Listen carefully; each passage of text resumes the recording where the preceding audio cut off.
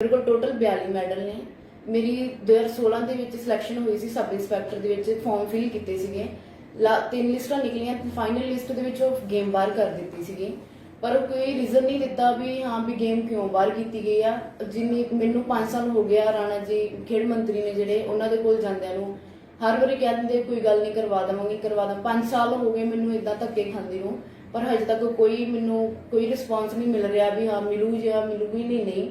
पर मैनू हुण लग रहा वा भी मैं गलती की, मतलब गेम करके भी मैनू, पर मैं गलती मैं इस करके की भी मैनू अगर पता हुंदा भी इदा भी इन्ना कुछ करके मैं अपने देश लिए इन्ना कुछ किया भी मैनू आखिर में इदा धक्के ही खाने पैने सीगे, पर फिर मैं वैसे कुछ होर कर लेती, धक्के तो खा ही रही हाँ।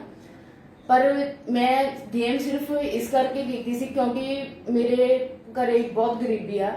मेरे पापा जी फ्रूट का काम करते रहे, फ्रूट बेचते रहे, ते भी मैं अपने बेस से अपनी पढ़ाई कर सका भी मैं गेम करके अपनी फ्री पढ़ाई करती सी, भी जिन्ने मैडल आते सी उस बेस से मैं फ्री करती सी, स्कॉलरशिप मिलती सी, उस करके मैं हुण तक अपनी पढ़ाई की है। अगर मैनू इस चीज़ का पता हुंदा ते मैं कभी भी ना ये चीज़ ये स्टैप ना चकदी भी इदा मैनू रुलना पऊगा। हुण शायद मैनू लग रहा वा सर ने कहा वा भी शायद मैनू इलैक्शन करने पैणगे, इन्हां दी टिकट लैनी पऊगी, शायद फिर नौकरी मिल जाए मैनू।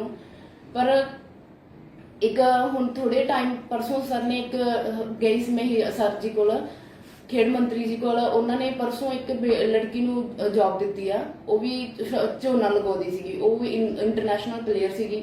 शायद मैनू लगदा मैनू भी यही काम करना पऊगा कि मैं झोना लाना शुरू कर देवां, होर कोई तो मेरे कोल ऑप्शन नहीं है, ਜਾਂ ਕਿਸੇ ਘਰੇ ਕੰਮ ਕਰਨਾ ਪਊਗਾ ਜਾਂ ਕੁਝ ਹੋਰ ਕੋਈ ਨੌਕਰੀ ਦਾ ਤਾਂ ਹੁਣ ਮਿਲੂਗਾ ਨਹੀਂ।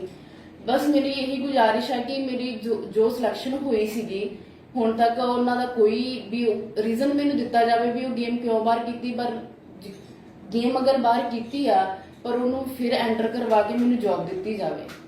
मैं सर जी को इस करके आई हाँ भी हाँ सर मेरी गल सुनणगे। पहला बादल सरकार जो आई सी उन्होंने बहुत कहा सी भी हाँ भी नौकरी दी जाऊगी, पर उदों तो लैके हुण तक कोई नहीं है, कोई रिस्पॉन्स नहीं मिल रहा है। पर हाथ जोड़ के सरकार नूं बेनती है कि प्लीज़ जो मेरा हक है मैनूं दिता जाए। ये सी साडे मेरे हल्के तो पूनमजीत कौर, और इहो जी बहुत सारे केस ने जिन्हां दे मैनू फोन कॉल्स आ रहे हैं जदों दा कैबिनेट दे विच विधायकां दे बच्चों नूं नौकरी दित्ती गई है। और एक साडा जिहड़ा एक जिन्हों असीं हैंडीकैप कह दिंदे हां कि जिहदी 70% जिहड़ा कि धड़ तो थल्ले जिहड़ा बिल्कुल नहीं काम करदा गा।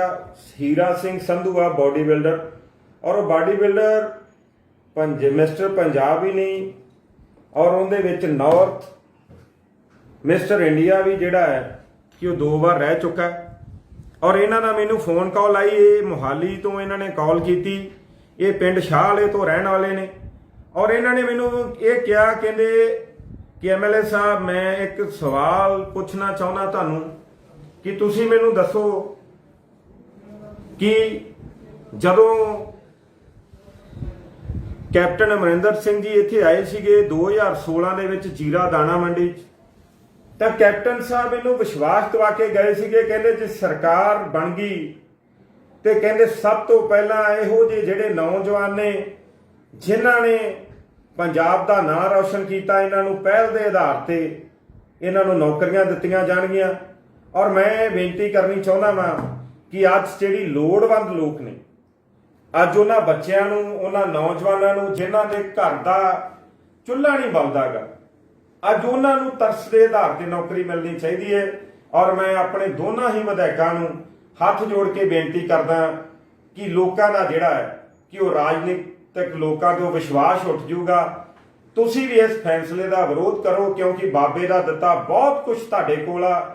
और इहदे नाल मैं गल कहना कि अज तुहाडे बच्चों को नौकरी तो मिल गई आ, पर एक सियासी कतल जिहड़ा इन्हां दोवां परिवारां दा हो गया, क्योंकि लोकां ने जे सानू सवाल कीते ने ते सवाल जिहड़े ने वो इन्हां दोवां विधायकां नूं भी होणे आ।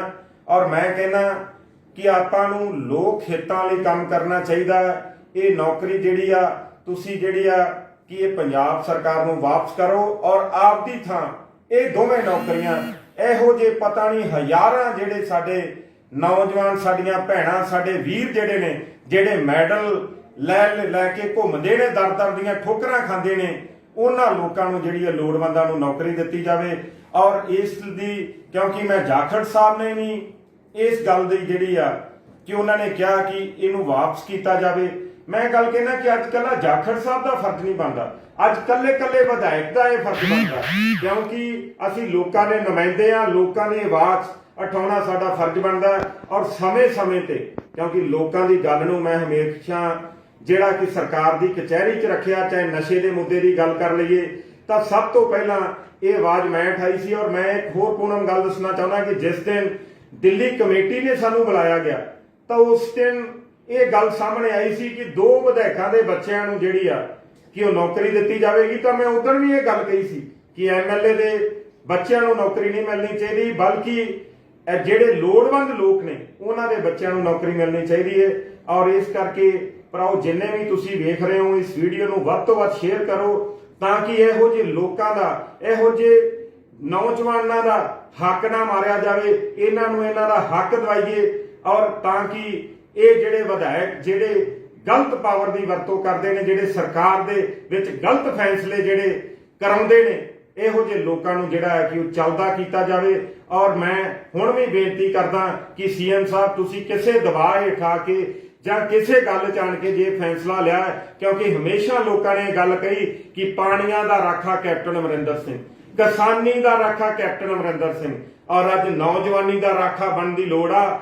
ਅੱਜ ਇਹ ਫੈਸਲੇ ਨੂੰ ਇਹ ਤੁਸੀਂ ਵਾਪਸ ਲੈ ਸਕਦੇ ਹੋ ਕਿਉਂਕਿ ਕੈਬਨਿਟ ਦੇ ਜਿਹੜੇ ਚੰਦ ਵਜ਼ੀਰ ਨੇ ਜਿਨ੍ਹਾਂ ਨੇ ਲਾਲਚਾਂ ਦੀ ਖਾਤਰ, ਕਿਉਂਕਿ ਉਹਨਾਂ ਨੂੰ ਇਹ ਸੀ ਕਿ ਅੱਜ ਇਹਨਾਂ ਦੋਵਾਂ ਵਿਧਾਇਕਾਂ ਦੇ ਬੱਚੇ ਰੱਖੇ ਜਾਣਗੇ ਤੇ ਕੱਲ ਨੂੰ ਸਾਡੇ ਬੱਚੇ ਵੀ ਐਡਜਸਟ ਹੋਣਗੇ। ਔਰ ਉਹਨਾਂ 5 ਕੈਬਨਿਟ ਵਜ਼ੀਰਾਂ ਦਾ ਮੈਂ ਦਿਲ ਦੀਆਂ ਗਹਿਰਾਈਆਂ ਤੋਂ ਧੰਨਵਾਦ ਕਰਦਾ ਜਿਨ੍ਹਾਂ ਦਾ ਮੈਨੂੰ ਪਤਾ ਲੱਗਾ ਕਿ ਜਿਨ੍ਹਾਂ ਨੇ ਮੀਟਿੰਗ ਦੇ ਵਿੱਚ ਇਸ ਗੱਲ ਦਾ ਜਿਹੜਾ ਕਿ ਉਹ ਵਿਰੋਧ ਕੀਤਾ, ਇਤਨਾ ਕੁਝ ਕਹਿੰਦਾ ਆ। ਮੈਂ ਫਿਰ ਤੋਂ ਬੇਨਤੀ ਕਰਦਾ ਉਹਨਾਂ ਵਿਧਾਇਕਾਂ ਨੂੰ ਕਿ ਇਹ ਨੌਕਰੀ ਨੂੰ ਵਾਪਸ ਕਰੋ ਔਰ ਸਰਕਾਰ ਨੂੰ ਬੇਨਤੀ ਕਰਦਾ ਇਹ ਫੈਸਲਾ ਵਾਪਸ ਲਿਆ ਜਾਵੇ। ਵਾਹਿਗੁਰੂ ਜੀ ਕਾ ਖਾਲਸਾ, ਵਾਹਿਗੁਰੂ ਜੀ ਕੀ ਫਤਿਹ।